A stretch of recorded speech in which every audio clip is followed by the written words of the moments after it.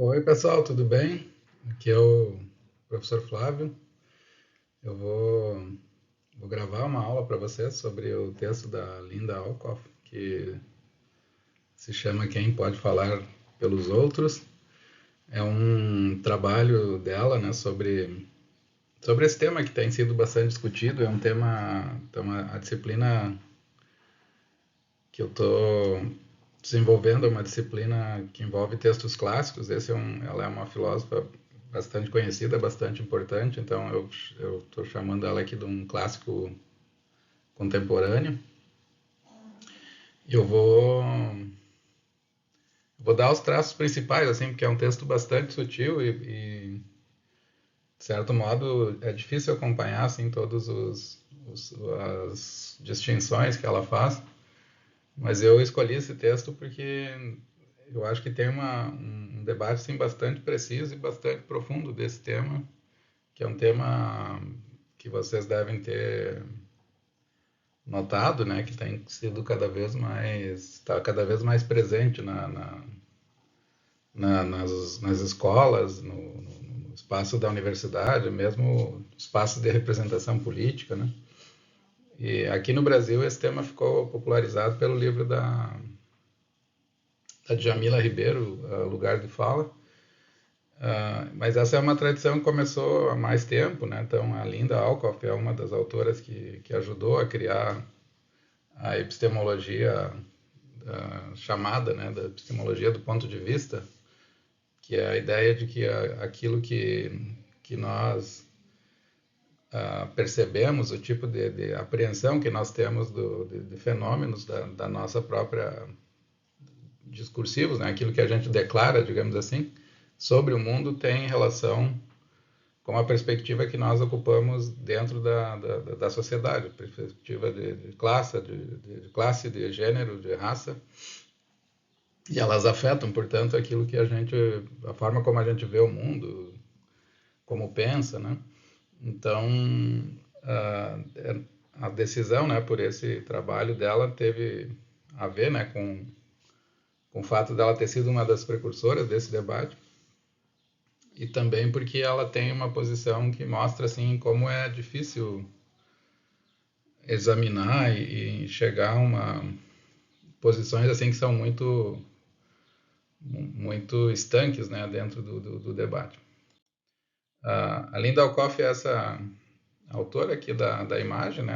Ela é panamenha, ela é professora da Universidade da cidade de Nova York, é especialista em epistemologia, feminismo, raça e existencialismo.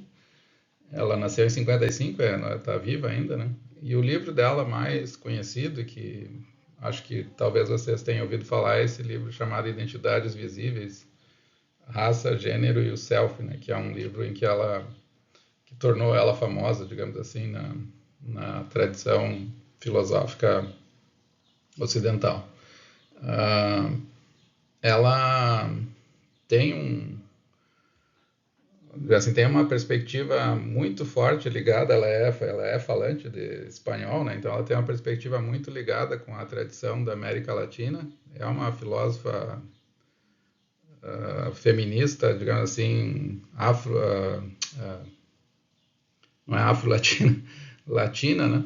Então ela consegue construir a perspectiva dela dentro da inserção dela dentro do mundo de língua americana, anglo-saxã, levando em consideração a perspectiva da história da latina, né, que é uma história de exclusão e de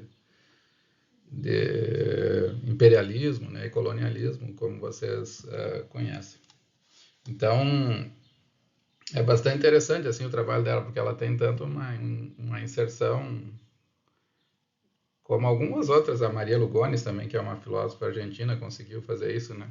Ela tem uma inserção no mundo filosófico americano ao mesmo tempo que ela tem uma voz que considera, né, e articula as posições de periféricas, digamos assim, né, que é o nosso caso aqui da América Latina.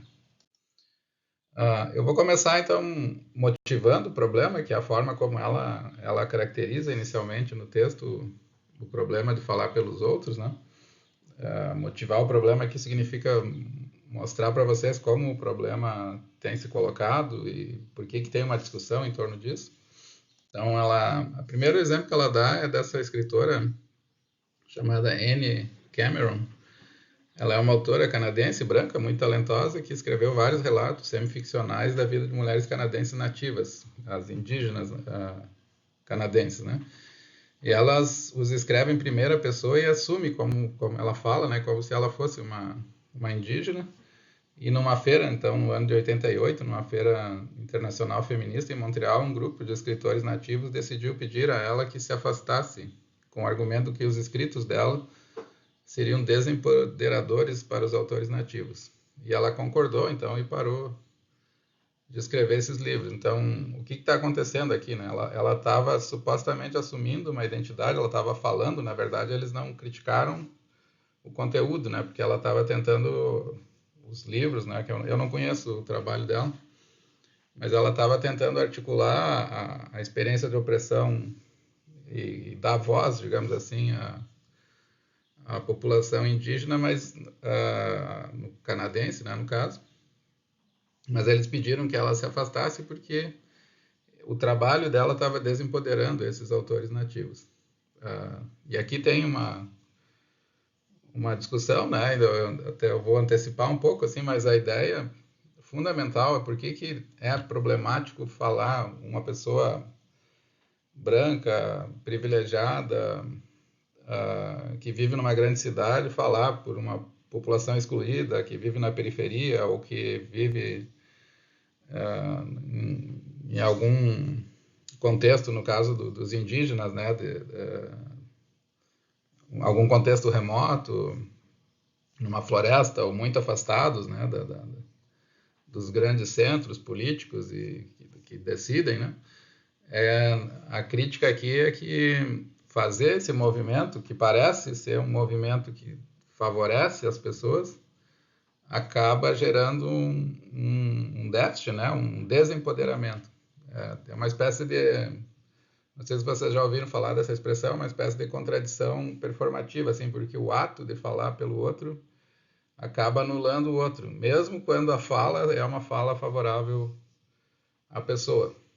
Por que isso acontece? Né? Então, parte da aula hoje toda é para explicar esse fenômeno. Mas isso acontece, assim, o argumento, né, principal que tem sido usado para mostrar que é desempoderador, acontece porque se eu falar, por exemplo, uma pessoa negra numa sala, todo mundo vai me ouvir. Mas se a pessoa negra falar, ela vai ser... As pessoas vão depois articular o que ela falou com as suas próprias palavras e quem está presente, digamos assim, na sala, vai acabar concordando com o que não com o que a pessoa negra falou, mas com o que a pessoa branca falou a partir do que ela disse, né? Isso acontece também com mulheres, né? Às vezes as mulheres dão um depoimento, ninguém dá muita atenção. Aí o homem repete a mesma coisa só porque foi um homem que falou. E as pessoas passam a considerar a ideia interessante, vamos ver, vamos fazer isso que o fulano sugeriu. Se vocês devem ter visto em escolas, por exemplo, as mulheres que trabalham em escola podem ter visto isso em debates com outros professores, quando o homem fala, geralmente as palavras dele são mais do homem em geral, né? Não de um homem em particular, qualquer homem. As palavras, aquilo que ele fala tem um peso maior do que quando uma mulher se pronuncia. E isso também em relação a nativos, né? Então, também. Então tem a ideia aqui não é, na verdade, eles não censuraram, né? Não foi um pedido para que ela... E não foi uma contestação, porque ela está motivada positivamente, digamos assim, em expressar o sofrimento dessas pessoas, mas ao mesmo tempo esse ato dela, porque ela não é parte do grupo, ela acaba então silenciando o grupo, né? Essa é a crítica, né? Um outro exemplo que a Linda Alcoff dá é desse do Bush no Panamá, né? Que ela diz que depois das eleições de 89, no Panamá, elas foram anuladas, né, por Manuel Noriega, e o Bush declarou em discurso público que as ações dele constituíam uma fraude ultrajante, que a voz do povo panamenho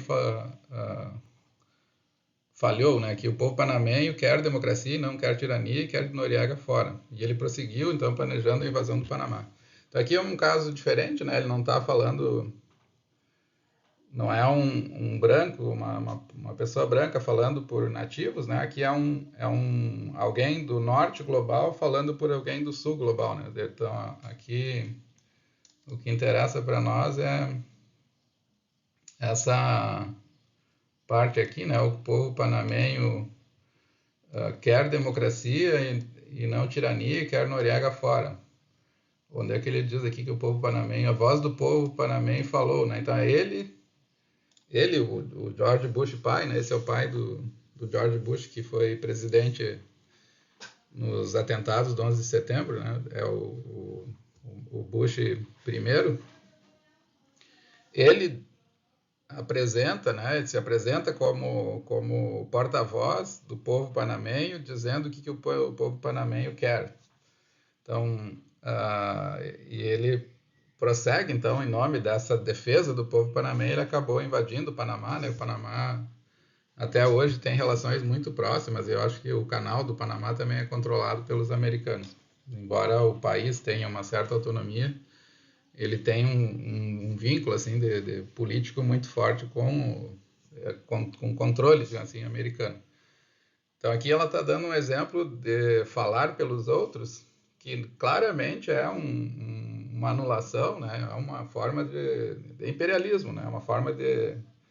Tu fala em defesa do povo, quando na verdade os teus interesses são de dominação, né? E não sei exatamente, não conheço e não sou especialista em geopolítica, né? Mas aqui claramente o que ela está sugerindo é que tem, de fato, uma consequência muito perigosa, né? Que é interferir na autonomia, na soberania de outro país, em nome da defesa dos interesses, né? Digamos assim, das pessoas desempoderadas desse país. E um terceiro caso que ela apresenta para motivar, então, como eu estava dizendo, o debate, é de um professor. Ela diz um professor que não podia falar sobre feminismo e pós-colonialismo por ser branco. Então, ele foi anunciado, né, que a palestra dele seria sobre esses temas, pós-colonialismo e feminismo. Vou ler aqui para vocês. Um prestigioso teórico foi convidado a dar uma palestra sobre problemas políticos do pós-modernismo. Aqueles que estavam na plateia, incluindo muitas mulheres brancas e pessoas de nacionalidades e raças oprimidas, esperavam numa antecipação ansiosa o que ele tinha para contribuir com essa importante discussão. Para nossa decepção, ele apresentou essa palestra explicando que não podia abordar o tópico designado, porque, como um homem branco, ele não achava que poderia falar pelas perspectivas feminista e pós-colonial que lançaram a interrogação crítica da política do pós-modernismo. Ele passou, então, a nos dar uma palestra sobre arquitetura. Aqui é um ato, né, de alguém... assim, tu tem um tema teórico importante, a pessoa foi anunciada como que falaria sobre esse tema, mas no fim, depois ela afirma, né, que não vai mais abordar o tópico que foi pensado, porque ela não se considera como alguém que poderia falar sobre esses temas, né, de uma maneira informada. Talvez tenha sido a decisão correta aqui, né? Talvez ele não tivesse algo a dizer porque não faz parte dos grupos, né, assim, que articularam e que têm pensado as críticas pós-coloniais e críticas feministas, mas ela está criticando isso, dizendo que, na verdade, é um tema importante, então qualquer pessoa poderia ter um aporte, né, a dar sobre essa discussão, que é difícil, e ele acabou não fazendo isso por ser branco, né, por não se achar parte dos grupos mais diretamente. Não é, na verdade, não é não se achar, ele não era mesmo, mas usou isso, digamos assim, né, alegou isso como uma razão para não falar dos temas que todo mundo esperava que ele falaria. Então tem muita gente aqui que vai pensar que ele fez a coisa certa, né? Que o homem branco não tem que falar mesmo sobre temas raciais, temas da feminismo, mas ela está mostrando, assim, para dizer que ela está levantando esses casos para mostrar que tem situações em que é bastante claro que a pessoa não tem que se pronunciar, como no caso do Bush, mas tem outros casos que não são tão claros, como no caso da Anne Cameron e também no caso nesse caso aqui, né? Talvez a pessoa pudesse ajudar no debate. Então, vocês vão ver que ela está tentando mostrar que a questão é bastante complexa, não é uma coisa que se pode simplesmente dizer, ah, tu é branco, não pode falar, ou tu é homem, não pode falar pelas mulheres. Então, o que que é, agora, avançando um pouco mais, o que que é o problema aqui, né? Então, esses casos iniciais são uma motivação para a discussão, mas agora ela chega, então, à conclusão que a prática, a ação de falar pelos outros é um tipo de prática discursiva, um tipo de discurso que algumas pessoas se engajam, mas esse discurso tem sido criticado, né? E em muitos casos essa prática tem sido rejeitada. E ela diz que tem uma corrente forte dentro do feminismo que sustenta que falar pelos outros é arrogante, é vaidoso, é antiético e é politicamente ilegítimo, né? Então tem uma prática, digamos assim, linguística que tem sido bastante criticada e acusada, né, por essa, assim, por vários intelectuais. E ela também, ela vai articular, então, uma vez definido o que é o problema, e a crítica, ela vai mostrar por que de fato essa crítica tem razões de ser. Né? No caso da Anne Cameron, lá da escritora inicial que eu falei, fica bastante claro que tem uma contradição ali, né? Se tu está querendo ajudar, se a tua voz é mais ouvida, então mesmo que tu esteja querendo ajudar, tu acaba indiretamente produzindo mais exclusão. Então, o primeiro passo que ela dá é identificar esses problemas. E ela diz que tem dois focos aqui, né, que permitem discutir essa tese, né? O primeiro deles tem a ver com localização, que é a identidade social da pessoa, né? Eu, por exemplo, a minha identidade é de homem, branco, sulista, descendente de europeus. Tudo isso favorece o que eu venha dizer em qualquer contexto, como as pessoas vão me ouvir, vão levar a sério, vão pensar que eu sou confiável, idôneo. Então, a localização, o tipo de identidade que alguém tem um impacto significativo nas afirmações desse falante e pode servir. Se eu criticar alguém, por exemplo, num discurso qualquer, as pessoas vão levar em consideração a minha alegação. Então, o ponto de vista da pessoa, a identidade da pessoa, afeta o significado e a verdade do que ela diz. Então, tem uma... Não é simplesmente assim, ela está dizendo que o discurso, as nossas falas, elas não são simplesmente conteúdos neutros, né? Conteúdos que as pessoas apreendem sem estereotipar aquilo que nós aceitamos como verdade, digamos assim, é em parte dependente desses fatores que não são ligados à alegação em si, que são ligados a fatores sociais e políticos. Pessoas têm um trabalho importante da Miranda Fricker, por exemplo, que mostra que pessoas negras que sofrem preconceitos, o testemunho delas, mesmo verdadeiro, e isso tem vários textos, ela usa aquele livro famoso do O Sol é para Todos, de uma escritora chamada Harper Lee, que mostra o caso de um rapaz que deu várias declarações num tribunal, mas todas as declarações foram desacreditadas, não por evidências, mas porque ele era negro. Então, tem um descrédito epistêmico, né? Tem as pessoas confiam menos nas palavras das pessoas em função do papel, da posição social que elas, de classe, de gênero, de raça, do declarante, do falante, né?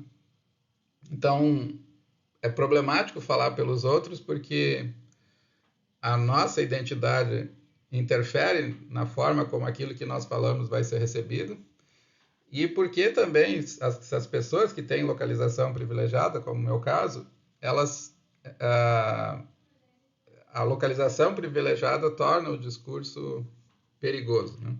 Então, ela fala aqui, por exemplo, que a prática de pessoas privilegiadas falando em nome de pessoas menos privilegiadas realmente resultou, em muitos casos, em aumentar ou reforçar a opressão. Deixa eu sublinhar aqui para vocês. Do grupo do qual se fala. Então, o pretexto de libertar as pessoas acabou aumentando, que é o caso ali do Bush, né? Muito claramente. Então, ele falava como se estivesse ajudando as pessoas, mas no fundo ele estava aumentando, né? Ou prejudicando a autonomia do país que ele estava fazendo referência. Por exemplo, no caso da Cameron, né, as intenções dela nunca foram questionadas, mas os efeitos dos seus escritos foram considerados contraproducentes em relação às necessidades das mulheres nativas, porque elas, de fato, as mulheres queriam se libertar, queriam ser ouvidas, e quanto mais outras pessoas falam por elas, menos elas vão ter emancipação, vão ter empoderamento. Então, tu acaba, mesmo que a tua intenção seja boa, tu acaba fazendo algo que é contraprodutivo. Então, nós podemos, ela vai discutir, né, o problema. Então, o que é o problema de falar pelos outros? É o problema de uma pessoa mais privilegiada tentando falar por uma menos privilegiada. Tem outras, ela também discute o problema se vocês lerem o texto, vão ver que ela discute o problema de falar dos outros e falar pelos outros, né? Ela diz que esses dois problemas são distintos, mas é bastante difícil. Alguns dizem que tu poderia falar dos outros e não falar pelos outros, e ela vai tentar mostrar que essa distinção não é tão facilmente demarcada. E para facilitar o debate, então ela vai tentar pensar assimetrias de privilégio racial, sexual, de gênero e de classe em relação a pessoas que são menos privilegiadas. Então, brancos que podem falar por negros, brancos que podem falar, homens brancos que podem falar por mulheres negras. Esse tipo de caso é o que interessa para ela discutir o problema no texto. Então, tem várias perguntas aqui que precisam ser feitas, né? Ela pergunta se a prática de falar pelos outros é sempre uma prática válida, quando que ela seria válida, é sempre válido falar por outros que são diferentes de mim ou que são menos privilegiados do que eu. A prática é válida somente entre membros do próprio grupo. Eu posso falar por outras pessoas, mas dentro do meu grupo. Então, mulheres brancas, por exemplo, podem falar sobre as mulheres, mas só sobre as mulheres. Ou, sei lá, gays podem falar sobre o grupo das pessoas gays, tanto lésbicas quanto gays, mas só acerca desse grupo. Então, em que contexto essa prática é admitida? Se ela for admitida, né? E ela vai tentar pensar, então, né, respostas para essas perguntas. Tem alguns pressupostos da resposta, então, antes de eu dar a forma como ela encaminha o tratamento, eu vou falar desses pressupostos. Aqui é a parte mais filosófica, né, do trabalho dela. Ela diz que o que está na base, né? Na verdade, se vocês sabem um pouco, se estudaram filosofia da linguagem e sobre políticas da linguagem, né?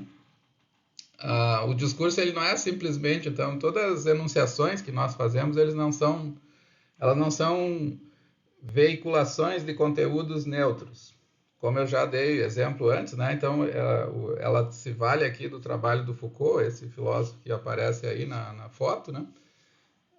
O Foucault tem a noção de rituais de falar, que são práticas discursivas de falar ou escrever, que envolve não apenas o texto, a veiculação, aquilo que tu diz, ou enunciado, mas a posição dentro do espaço social, incluindo as pessoas envolvidas, atuando, né, sobre ou sendo afetadas pelas palavras.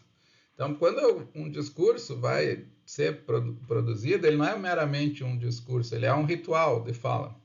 E esse ritual, ele é determinado, o conteúdo daquilo que a pessoa diz, ele é determinado pela identidade da pessoa e é determinado pelo contexto, que são conexões ou relações de envolvimento entre o enunciado e outros enunciados e textos, bem como entre práticas materiais no ambiente relevante.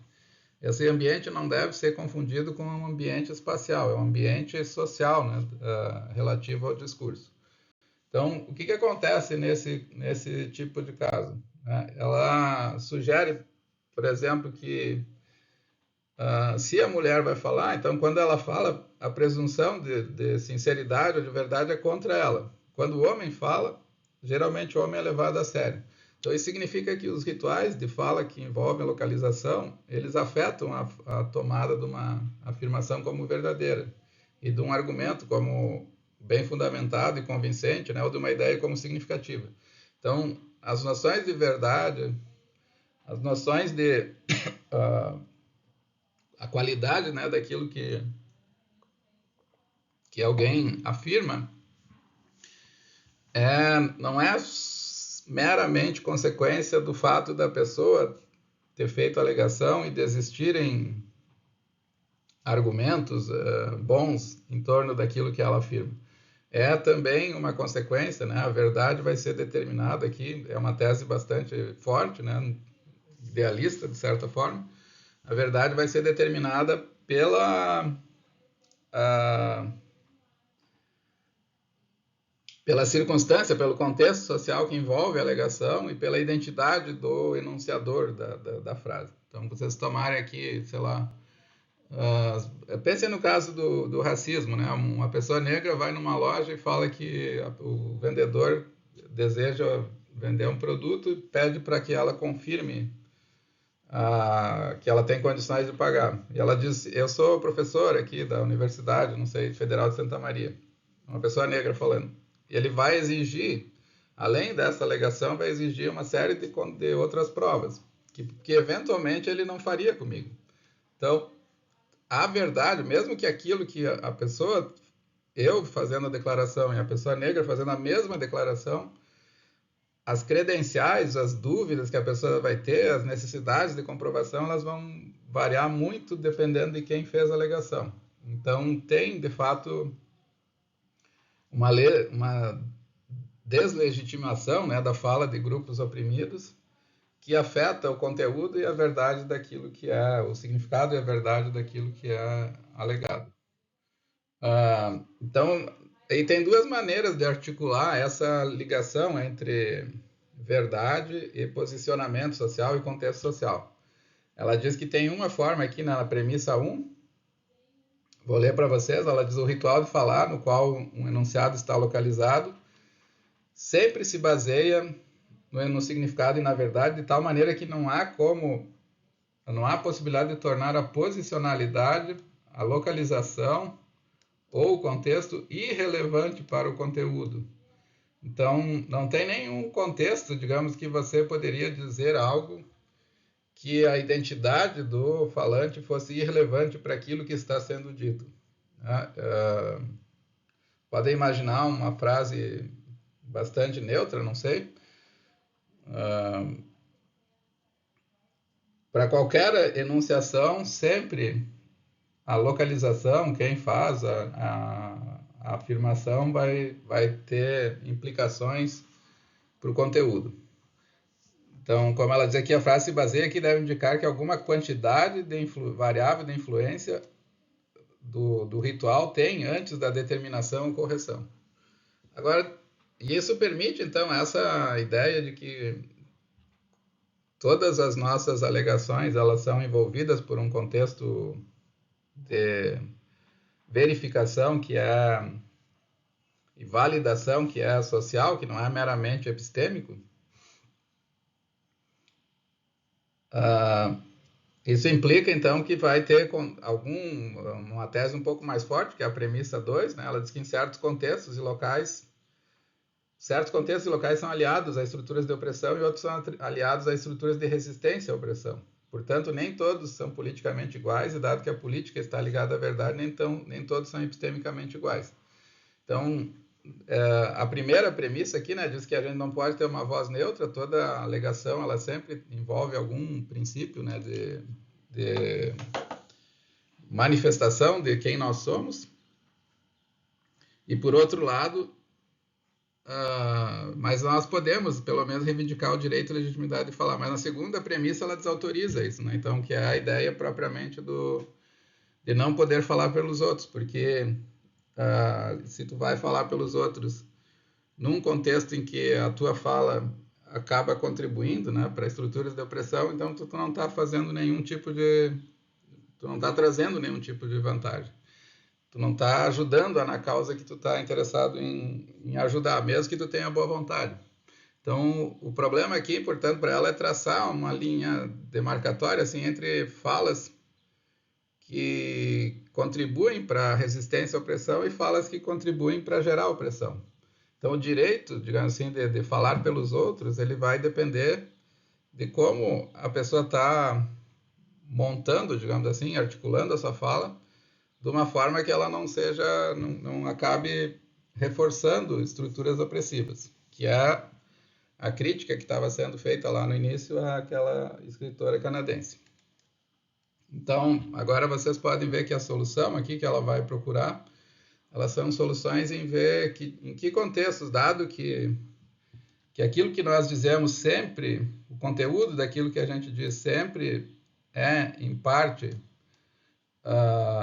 a posição que nós ocupamos no quadro social, ela é sempre relevante para o conteúdo do que a gente diz. Então, o que ela vai ter que fazer é tentar traçar essa linha entre dizer algo e dizer de uma maneira que se favoreça, né, os processos emancipatórios, que se ajude, digamos assim, as denúncias, né, em relação a grupos que estão sendo prejudicados, né, ou oprimidos. Então, a primeira coisa que ela diz que, para encaminhar um outro pressuposto importante, então, o primeiro pressuposto é que, de fato, tem, né, uma ligação entre conteúdo e posição social. Mas ela diz que tem uma tese que ela assume aqui, é que a localização não deve ser concebida como unidimensional ou estática. As pessoas, ainda que elas tenham uma localização social, essa localização não é tão fixa quanto se pressupõe. Então, falar dentro de um grupo ou dentro de um grupo é muito mais complexo do que se pensa. Como a localização não é uma essência fixa e, na medida em que existe uma relação desconfortável, indeterminada e contestada entre a localização e o significado e a verdade, não podemos reduzir a avaliação de significado e verdade à identificação simples da localização do orador. Então, ela vai fazer um caminho aqui em que ela pretende sustentar que é importante falar pelos outros. Ela evita, portanto, a saída de recuar, dizer que só homens brancos podem falar, homens brancos só podem falar de problemas de homens, digamos assim. É possível falar, eventualmente, porque as identidades são muito complexas, mas também é preciso evitar os perigos, né, de fazer como da Cameron, né, de usar o próprio trabalho para aumentar situações opressivas.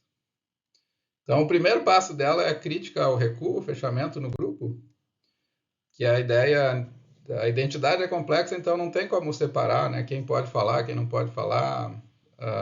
Tudo isso é bastante dinâmico, né? Eu vou dar uns exemplos aqui para mostrar para vocês como ela enxerga a questão, né? Ela diz que tem algumas pessoas que têm defendido que, em função de que tu pode acabar produzindo discursos que desautorizam grupos, então muitas pessoas têm defendido que retirar-se de todas as práticas de falar e afirmar que só se pode conhecer a própria experiência individual, estreita e sua própria verdade, e portanto que nunca se pode reivindicar nada além disso. Essa resposta, ela diz, é motivada positivamente, né, por um reconhecimento de diferenças e prioridades diferentes, sem organizar essas diferenças em hierarquias. Então, vai dizer que cada grupo tem interesses distintos, tem uma experiência distinta e só pode falar pelo grupo quem é do próprio grupo. Ela diz que essa é uma resposta reducionista, porque reduz a valorização a uma atividade política da localização do locutor, onde essa localização é vista como uma essência intransponível que fixa a pessoa como se os pés estivessem colados a um ponto na calçada. Então, eu não posso, né? E para mostrar que isso é problemático, esse recuo, essa resposta individualista, assim, eu só posso falar por mim, por mais ninguém. Ela cita aqui o exemplo dessa filósofa chamada Joyce Trabilcock. Ela escreveu um livro, né? Aqui o livro é Dyke Ideas, né? Que seria como ideias lésbicas ou ideias sapatão, que é um termo, Dyke é um termo popular, assim, um pouco, não é pejorativo, né, porque ele assumiu uma conotação positiva na cultura marginal, né, das lésbicas americanas. Então ela diz que a Joyce Trabilcock renuncia por si mesma à prática de falar pelos outros dentro de uma comunidade feminista lésbica e argumenta que ela não tentará fazer com que outras pessoas aceitem minha convicção em seus próprios lugares, com o fundamento que fazer isso seria praticar uma espécie de coerção feminista e até mesmo uma violência discursiva. Então ela simplesmente diz, eu vou escrever um livro, esse livro fala da minha experiência, eu não quero que essa experiência seja universalizada ou seja levada em conta por ninguém. Seja levado em conta, mas apenas como discurso meu. E aí a Linda Alcoff diz, bom, mas isso é estranho, né? Porque ela diz assim, que recuar para um local discreto e fazer reivindicações total e singularmente dentro desse local, sem que se estenda para os outros, e portanto que alguém possa se desvencilhar de redes implicantes entre práticas discursivas locais de situações e práticas, isso é problemático, porque mesmo que eu diga assim, eu só estou escrevendo esse livro por mim, não estou falando por mais ninguém, as pessoas vão ler o que tu está falando e vão tomar isso como um discurso que talvez seja amplificado, que não é só meramente teu, né? Ela tem aqui redes implicantes, né? Que ela chama entre práticas discursivas e locais. Então, a crítica da Linda Alcoff a essa estratégia do recuo, cada grupo fala por si mesmo e ninguém fala pelos outros, ou cada indivíduo fala por si mesmo e a experiência desse indivíduo não pode falar pelos outros, não faz muito sentido, porque ela diz que não há um lugar neutro em que as palavras de uma pessoa não afetam ou medeiam imprescritivelmente a experiência das outras. Não existe uma maneira de demarcar um limite entre a localização de uma pessoa e a localização de todas as outras. Então, de alguma forma, a ideia de um recuo para si mesmo, né, não funciona. Então, um recuo completo de fala não é neutro, porque o domínio dos conteúdos se amplia, né, e age por omissão para reforçar esse domínio. A declaração de que eu falo apenas por mim tem um único efeito de me permitir evitar a responsabilidade e responsabilização por efeitos sobre os outros, mas ela não apaga esses efeitos, né, ela está dizendo. Então, mesmo que eu queira falar, dizer que eu não estou falando por mais ninguém, eu estou falando porque o discurso ele é sempre constituído por redes de trocas, né? Eu leio o livro e eu me sinto representado, ele me leva a fazer certas reflexões, então aquela fala, mesmo que eu esteja querendo dizer que ela é só minha e de mais ninguém, ela não é enclausurada, né? Ela acaba criando vínculos e afetando pessoas, né? Então não tem como não tem como falar de si sem falar dos outros ao mesmo tempo, né? E da experiência de outros. O único efeito que ela tem é tentar evitar uma responsabilidade que ela critica, a Linda Alcoff, né, também. Ela diz que essa responsabilidade ela tem que ser pensada de uma maneira adequada, não recusada. Então, tem um problema aqui primeiro também, esse problema que eu já mencionei, que tu não consegue fazer um recuo completo, essa ideia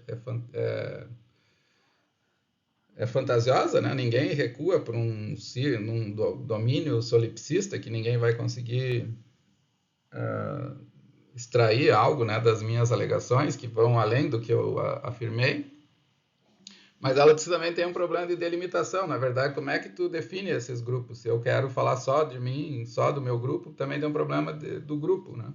Ela dá o exemplo dela mesma. Ela diz, por exemplo, uma mulher branca pode falar por todas as mulheres, por ser mulher. E ela diz, eu sou uma americana panamenha, uma pessoa de etnia mista e raça, metade branca, metade mestiça panamenha. O critério de identidade deixa muitas perguntas não respondidas por uma pessoa como eu, já que eu sou membro de muitos grupos conflitantes e a minha participação em todos parece problemática, porque ela é ao mesmo tempo americana, ao mesmo tempo latina. Como latina, ela é colonizada, como americana, ela é colonizadora. Então, não dá para dizer que cada um tem que falar do seu próprio grupo, porque as identidades são fluídas, elas são difíceis de determinar. E como justificar a decisão de demarcar um grupo e definir membros de uma maneira e não de outra, né? Ela vai ser tratada mais como americana, mais como latina. Como que se faz isso? Nenhuma solução fácil para esse problema pode ser encontrada restringindo a prática de falar pelos outros a falar para o grupo do qual se é membro, porque, de fato, o problema aqui é saber de qual grupo ela faz parte. Então, tem o que a Joyce Trebelcott sugeriu ali antes de escrever um livro só expressando a sua perspectiva, sem que essa perspectiva tenha validade universal. ela está dizendo isso é problemático, porque o discurso nunca é sobre si, só para si mesmo, e além disso também a participação de uma pessoa num grupo também é, por exemplo, ela, a Joyce, é uma pessoa, uma lésbica branca, então ela não pode, teoricamente, ela está falando só para esse pequeno grupo. Mas talvez ela tenha vínculos ou com alguém de outro grupo. Como é que tu vai excluir ela de falar, né, desse outro se ela tem esse tipo de vínculo? Então, mesmo a definição de quem é membro de qual grupo é uma definição complicada.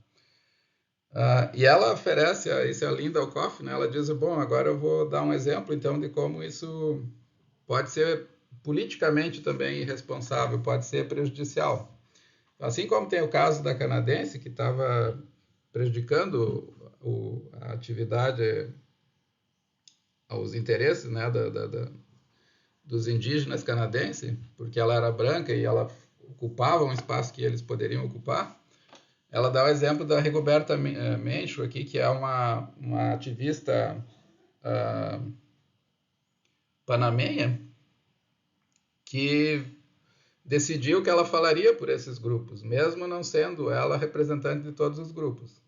Então, a Linda Alcoff pergunta assim, como que se enfrenta a questão da responsabilidade política? Recuando ou fazendo uma avaliação precisa de que condições eu posso falar pelos outros? E ela vai caminhar na direção dessa segunda opção. A ideia de que, na verdade, não é um recuo que se deve buscar por uma identidade minha e falar só dela, mas tentar fazer uma análise mais precisa e clara de quando eu posso falar por outras pessoas. Então, ela diz assim, se eu não falo por aqueles menos privilegiados, eu estou abandonando a minha responsabilidade política de falar contra a opressão, uma responsabilidade incorrida pelo próprio fato do meu privilégio. Se eu não devo falar pelos outros, eu devo me restringir, ou por outro lado, né, se eu não for falar, eu vou ficar em silêncio. A minha contribuição é me afastar e sair do caminho. Qual a melhor maneira de fazer isso? Ficando em silêncio ou desconstruindo o meu discurso? E ela vai caminhar na direção dessa segunda opção aqui, né? Ela diz que não é exatamente que eu devo recuar para dentro de um determinado grupo de identidade, eu devo desconstruir o meu discurso e ao mesmo tempo ver quando esse discurso tem possibilidade de ser um discurso que ajuda, né, a combater a opressão. Então, eu leio aqui para vocês a descrição que ela faz da Rigoberta Menchú.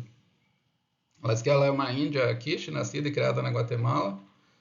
A sua família sofreu o mesmo destino de intensa exploração pelos latifundiários e pelo governo. Eu falei panamenha, né, mas ela é da Guatemala. Enfrentado por quase todos os índios da Guatemala, uma vida em que até o momento a morte por desnutrição e envenenamento por inseticida era uma ocorrência comum. E um resultado disso, direto de seu trabalho forçado em grandes fazendas, não por causa do estilo, essa morte, né, não era por causa do estilo de vida tradicional deles, mas por causa da ação dos fazendeiros. O seu pai e sua mãe se tornaram ativistas do movimento de resistência contra os latifundiários. Como milhares de outros, eles foram brutalmente torturados e assassinados pelo exército, assim como seu irmão. A Menchú então decidiu aprender espanhol, viajar para outros países. Ela foi trabalhar como empregada doméstica numa cidade grande para aprender espanhol, e ela viajou para outros países para contar às pessoas sobre os massacres e para que elas pudessem entender e impedir o genocídio dessas populações indígenas perseguidas, né, na Guatemala. Então ela começa o livro dizendo que essa não é apenas a minha vida, é também o testemunho de todos os pobres guatemaltecos. A minha experiência pessoal é a realidade de um povo inteiro. Então, através do livro, ela afirma que está falando não apenas por sua família, mas por todas as outras comunidades indígenas da Guatemala, que falam idiomas diferentes, têm costumes e crenças diferentes do costume do grupo dela. Ela explica a situação com eloquência e refuta qualquer visão de uma hierarquia da civilização que tornaria o grupo dela, né, inferior e responsável por sua própria destruição. Então, o que ela está mostrando aqui, né? Tem alguns casos assim que são bem sucedidos dessa ideia de falar pelos outros, né? O que torna a fala pelos outros condenável é a forma a localização e o contexto em que ela se organiza. Então, não é a identidade que vai determinar quando falar pelos outros é condenado, mas é a forma como essa identidade se vincula com outros fatores, como nesse caso aqui, né?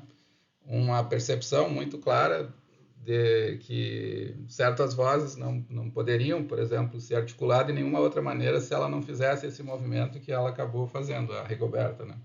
De aprender espanhol e de escrever um livro que ajudasse a denunciar o genocídio da perspectiva das pessoas oprimidas, né, nesse caso. Vocês poderiam dizer assim, mas então nesse exemplo dela, na verdade, ela é ainda, né, oprimida. Ela é mais ou menos, porque ela é parte de um desses grupos, mas ela não é de todos os grupos, ela não tem uma identidade que representa todos eles. Então ela está aqui mostrando que o recuo à identidade é muito difícil, não tem como... Tem identidades que são definidas por muitos critérios. Identidade racial, identidade étnica, tem 1000 coisas que podem entrar, né? A minha identidade, por exemplo, de latino é um aspecto, né, da identidade que faz com que eu seja mais autorizado, por exemplo, do que um americano, um europeu, para falar sobre a nossa experiência. Mas, por outro lado, a minha experiência aqui no Brasil é muito diferente da experiência de outras pessoas, então não tem uma essência da identidade. A identidade é muito maleável, muito facilmente alterável. Como é que, então, a gente pode, para encerrar, solucionar esse problema, né? Como é que a gente pode articular esse exemplo, né, da Rigoberta, que ele ensina sobre falar pelos outros? Bom, ela diz que o individualismo, o recuo ao individualismo tem uma verdade. Ele reconhece que existem diferenças irredutíveis na maneira como as pessoas respondem a vários traumas e são sensíveis à maneira variável que mulheres, por exemplo, podem se curar em situações, por exemplo, de declarações sobre sofrimento, né, de traumas. Ele representa um progresso real além da ideia de homogeneidade, universalização que foi sempre insistida, né, que na verdade só tem uma perspectiva correta, que é a perspectiva padrão. Então, tem uma coisa correta em apelar para a identidade, porque tu quebra com a ideia de um discurso hegemônico, né? Tem formas, assim, de enxergar que são divergentes, e essas formas elas acabam gerando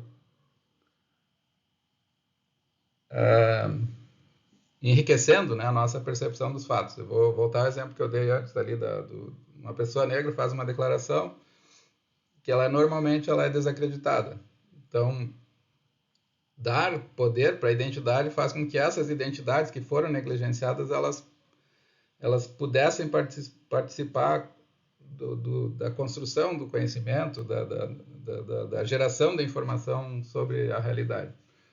Por outro lado, tem um problema nesse individualismo de valorizar a identidade. Então, mesmo no espaço seguro, por exemplo, num grupo de apoio, dependendo do que for dito, a alegação, eu estou falando da minha própria experiência, ela pode gerar consequências para outras pessoas. Ela dá exemplo de uma pessoa num grupo de autoajuda, em que mães estão falando sobre trauma, e uma das pessoas diz assim, não, mas na verdade eu vejo isso aí mais como, tipo, os abusos que os irmãos tinham com meninas dentro da família, eu vejo isso mais como brincadeira sexual, sem prejudicar.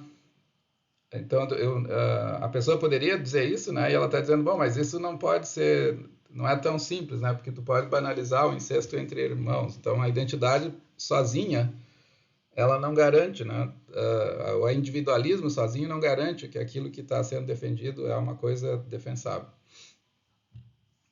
Tu não pode, por exemplo, dizer assim, bem, para mim era apenas uma diversão inofensiva, como se isso não tivesse implicações. Então, mesmo que quando tu está expressando a tua própria identidade, as tuas próprias ideias, a tua própria perspectiva, tu pode estar gerando efeitos para outras pessoas. Ela diz, isso ainda afetará a capacidade de outra mulher de conceituar e interpretar a sua experiência e resposta a ela. E isso é simplesmente porque não podemos separar a nossa praxis mediadora, que interpreta e constrói as nossas experiências da praxis dos outros. Nós somos coletivamente capturados em uma teia intrincada e delicada na qual cada ação que eu tomo, discursiva ou não, desencadeia, interrompe e mantém uma atenção em muitas vertentes da teia que outras pessoas também se movem.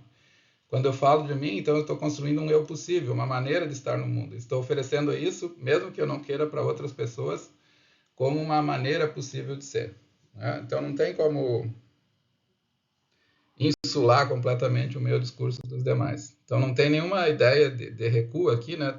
Tem um aspecto em que o recuo é valioso, mas não há um recuo que pode ser tomado, né, como posição de verdade.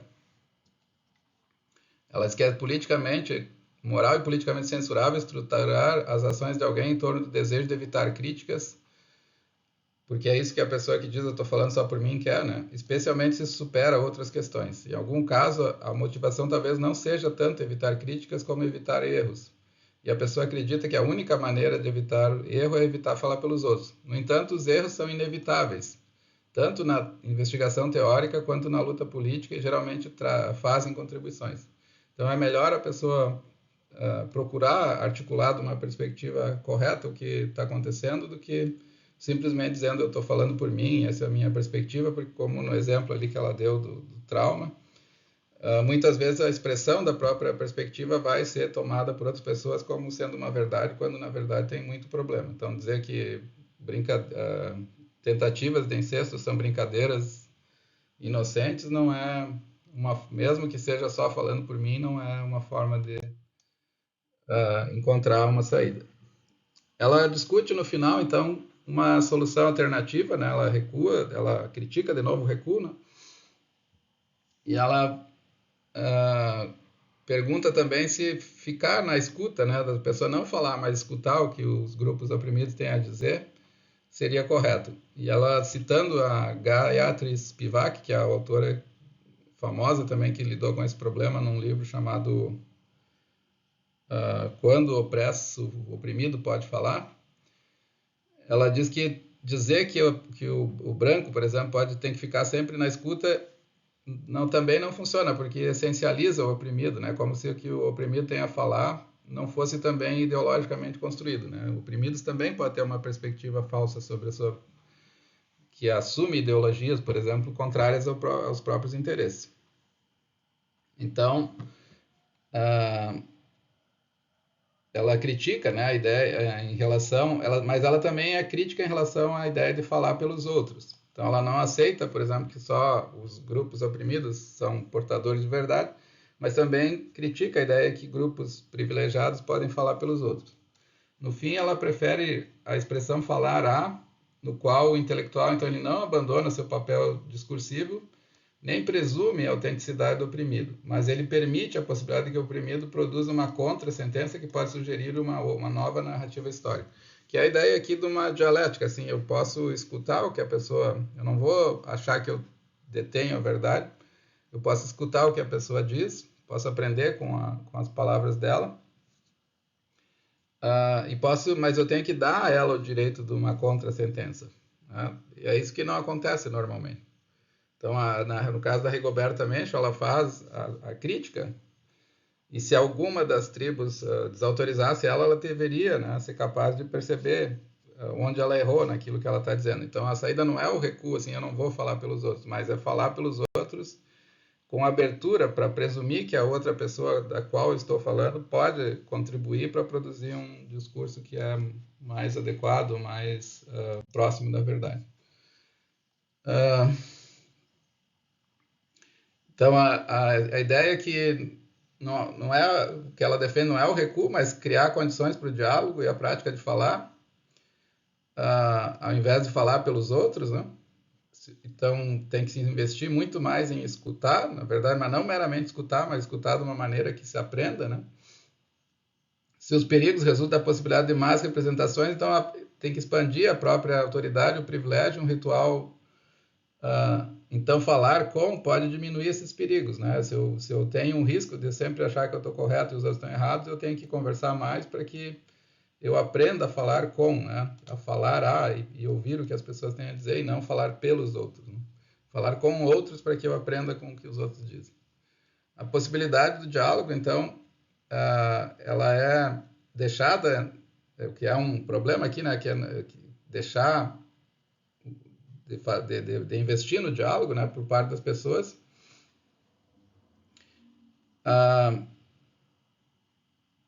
em espaços, por exemplo, como sala de aula, hospitais, então eles podem ser cada vez mais ser tratados não como espaços em que eu exerço minha autoridade, né, do professor, por exemplo, mas que o professor vai tentar ver esses espaços como locais de construção de diálogo. Então, tem que ter uma mudança nas estruturas de relação dentro de locais em que grupos privilegiados detêm poder, como esses espaços aqui, né?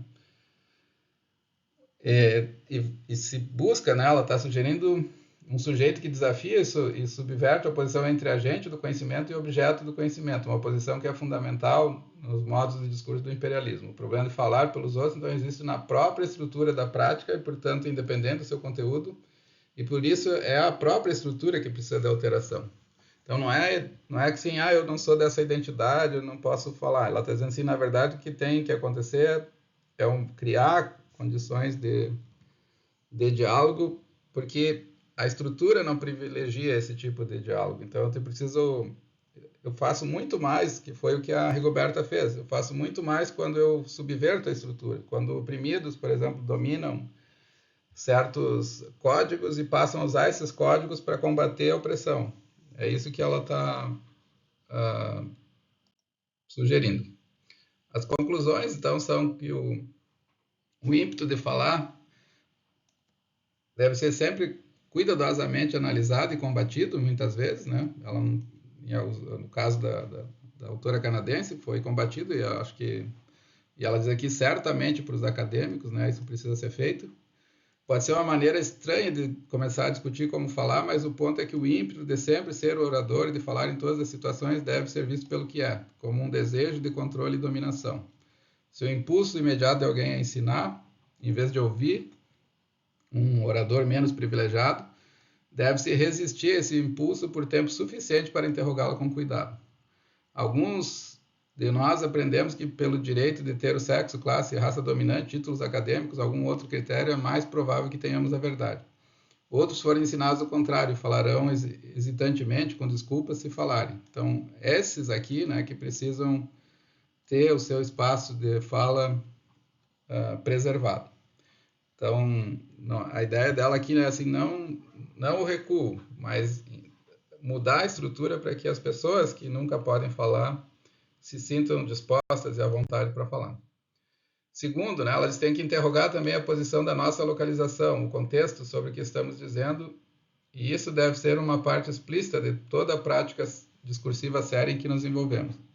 Então, sempre fazer conexões entre a nossa localização e as nossas palavras é uma maneira de começar. É um procedimento importante.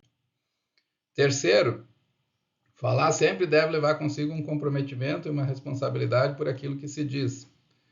Com quem alguém se compromete é uma escolha política contestável, contingente, construída através de um processo de ação discursiva.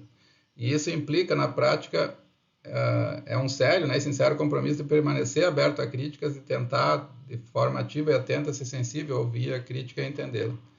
Um impulso rápido para rejeitar a crítica deve causar cautela.